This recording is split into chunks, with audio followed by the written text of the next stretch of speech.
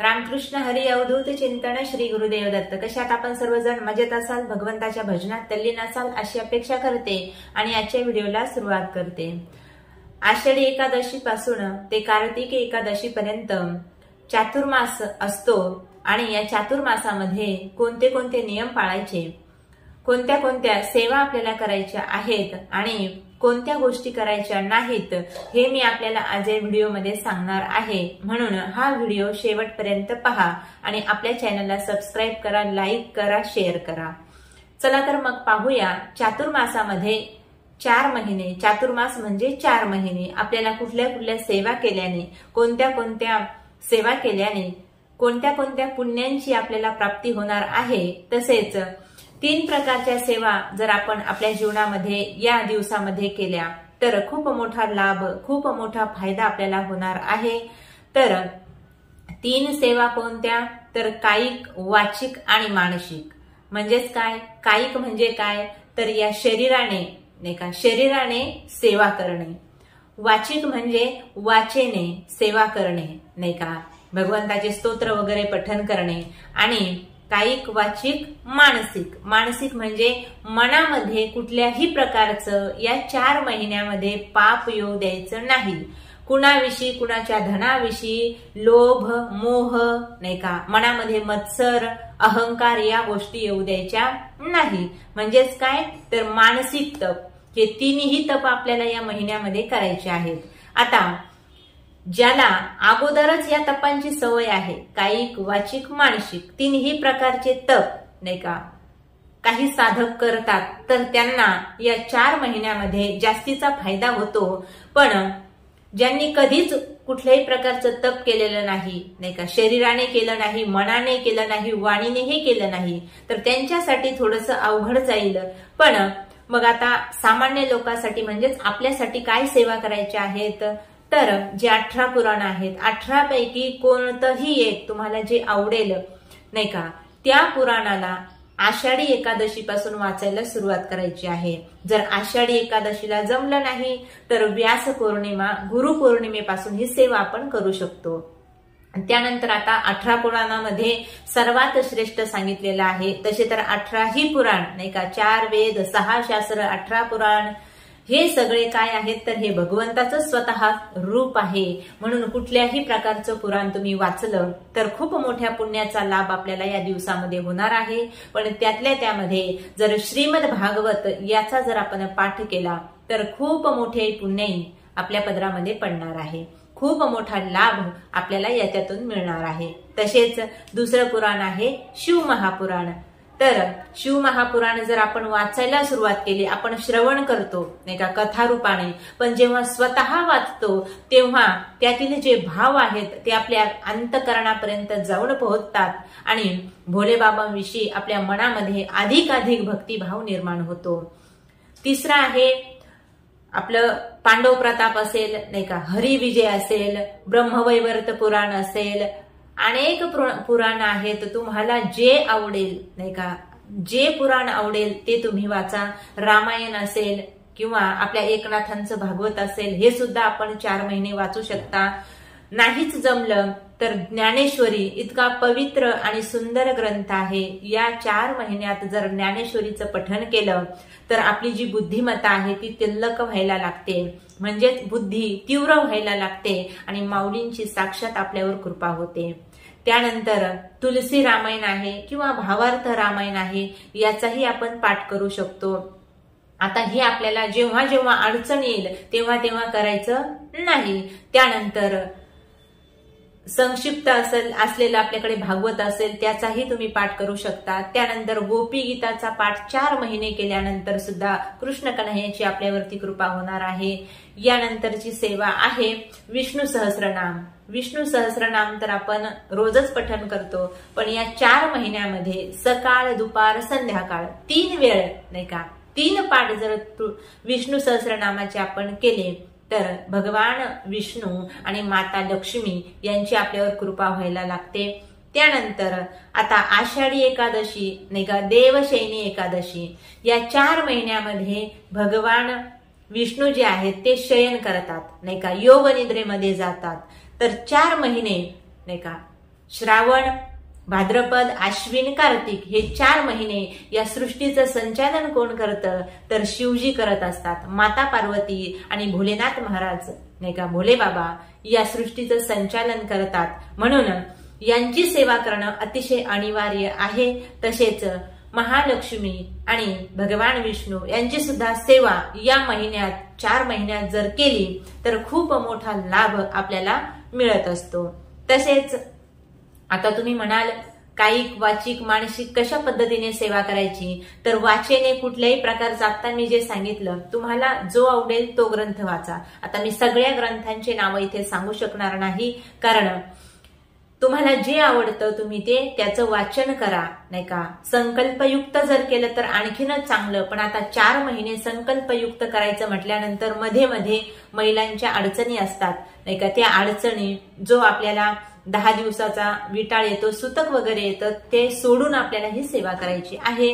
तर अशी सुंदर सेवा आहे. वाचेने कुठल्याही प्रकारचं स्तोत्र आपल्याला 4 महिने जर आपण कंटिन्यू केलं तर खूप मोठा फायदा आपल्या जीवनामध्ये झालेला तुम्हाला दिसेल.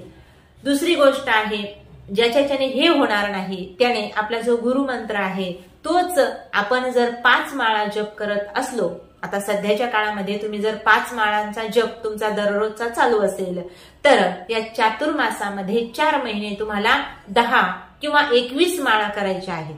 म्हणजेच काय होईल, दुप्पट ते तिप्पट पुण्य आपल्या पदरात आपल्याला पाडून घ्यायचं आहे. कारण हे जे 4 महिने आहेत अतिशय पुण्यकारक मानलेले आहेत.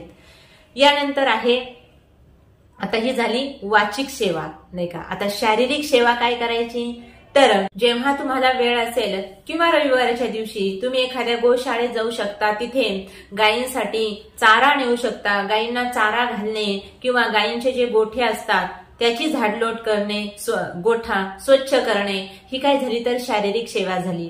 त्यानंतर मंदिरामध्ये जाऊन सुद्धा लोकांना प्रसाद वाटणे नाही का. जर मंदिरामध्ये अस्वच्छता असेल तर तिथे स्वच्छता करणे म्हणजे झाडलोट करणे, ही झाली शारीरिक सेवा. याने सुद्धा भगवान परमात्मा अतिशय लवकरात लवकर प्रसन्न होतात. किंवा लोकांना अन्नदान केल्यानंतर ज्या त्यांचे जे ताटं असतात ती उचलण्याची जरी कुठे सेवा भेटली तरी सुद्धा या 4 महिन्यामध्ये अशी कुठल्याही प्रकारची सेवा भेटली तुम्हाला तर तुम्ही ती चुकवू नये. तिसरी गोष्ट आहे मानसिक सेवा नाही का.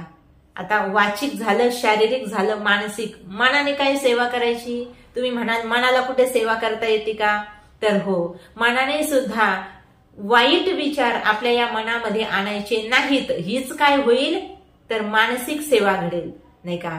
एखाद्याकडे खूप धनसंपत्ती आहे आणि तो आपला जवळचा कुणीतरी नातेवाईक आहे, तर आपल्यालाही आपल्या मनामध्ये वाटतं याच्यासारखं मला कधी मिळेल नाही का.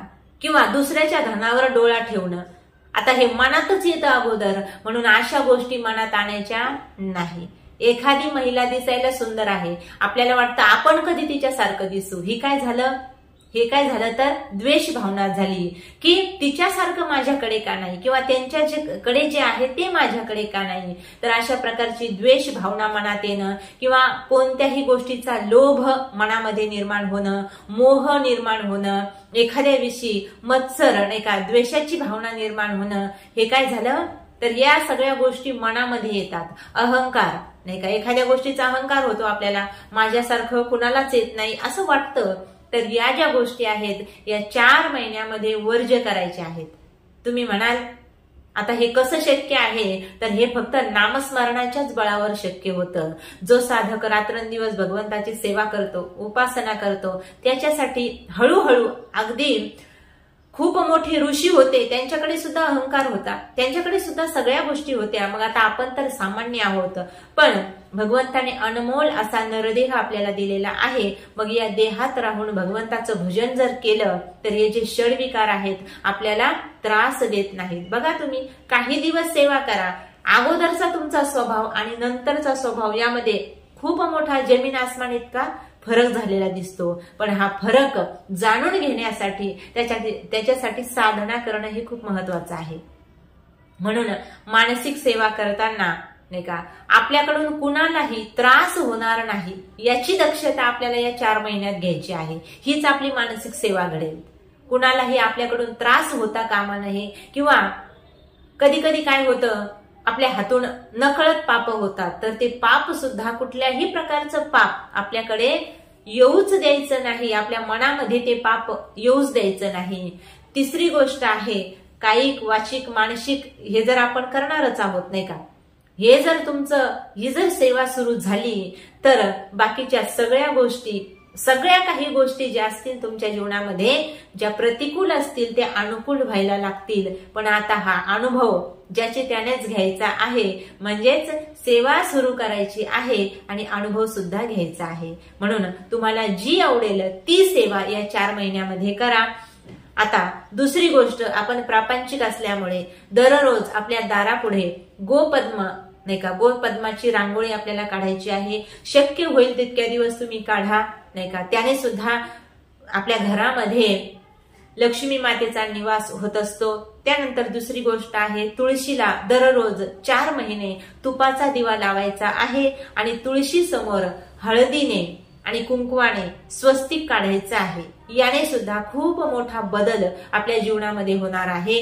त्यानंतर नॉनव्हेज वगैरे, मदिरा पान वगैरे कुठल्याही प्रकारचं व्यसन या 4 महिन्यामध्ये करायचं नाही. कोणत्याही स्त्रीकडे किंवा कोणत्याही पुरुषाकडे चांगल्याच भावनेने आपल्याला पाहायचं आहे.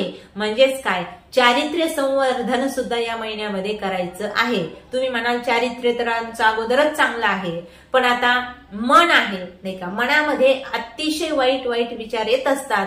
तर या वाईट विचाराला कंट्रोल करण्यासाठी नामस्मरण हे आपण साधन जर वापरलं तर हे वाईट विचार येणार नाही आणि सगळ्यांच्याच प्रती आदराची, प्रेमाची भावना आपल्यामध्ये निर्माण होणार आहे. या चातुर्मासामध्ये जर पहाटे 4 वाजता उठून या ज्या सेवा आहेत त्या जर आपण करायला सुरुवात केली तर अतिशय दिव्य अनुभव तुम्हाला येईल आणि तुमच्या जीवनामध्ये सुद्धा जे जीवन आहे नाही का, खूप सुखकर होणार आहे. म्हणून आपलं जीवन सुखकर, मंगलमय होण्यासाठी अनेक सेवा आहेत त्या तुम्ही करू शकता. यानंतर आता या महिन्यामध्ये 4 महिन्यामध्ये लग्न कार्य होत नाही का, मुंडन वगैरे केलं जात नाही. कोणत्याच प्रकारचे चांगले जे संस्कार आहेत नाही का, लग्नविधी असेल किंवा बारसा असेल किंवा आपल्या छोट्या बाळाचे जाऊळ असतील, या विधी नाही का, हे कार्य या म्हणजेच काय शुभ कार्य या 4 महिन्यामध्ये केले जात नाही. तर फक्त भगवंताची सेवा करणं नाही का, भगवंताची आराधना करणं, उपासना करणं हेच या 4 महिन्यांचं कर्तव्य आहे. त्यापैकी आपण एका महिन्यामध्ये चांगल्या प्रकारची सेवा करतो. कोणता? श्रावण महिना. श्रावण महिना आला रे आला की महिनाभर सगळेच जण सेवा करतात. पण चातुर्मास पूर्ण 4 महिने जर आपण या सेवा केल्या, जी वाटेल ती सेवा करा. दररोज महादेवाला पाणी अर्पण करत असाल तुम्ही, ती सुद्धा खूप छान सेवा आहे. मंदिरात जाऊन झाडलोट करत असाल, ही सुद्धा खूप सुंदर सेवा आहे. या 4 महिन्यामध्ये कुळदेवतेला प्रसन्न करण्यासाठी देवी भागवताचे पाठ आपण करू शकतो किंवा हे जर नाही जमलं तर दुर्गा सप्तशतीचे पाठ 4ही महिने आपल्याला करता येतात. महालक्ष्मीची कृपा प्राप्त करून घेण्यासाठी दररोज सत्यनारायणाची पूजा जर केली या 4 महिन्यामध्ये तर खूप मोठा लाभ आपल्याला होणार आहे. तर तसेच मागे सांगितल्याप्रमाणे तुळशी अर्चन सेवा जर आपण या 4 महिन्यामध्ये केली, भगवान विष्णूंना दररोज किंवा आपल्याकडे जे लड्डू गोपाल असतील त्यांच्या चरणावरती 108 तुळशीचे पानं जर आपण ओम नमो भगवते वासुदेवाय या मंत्राने जप करून जर वाहिली तर खूप मोठी ही सेवा आपल्या हातून घडणार आहे.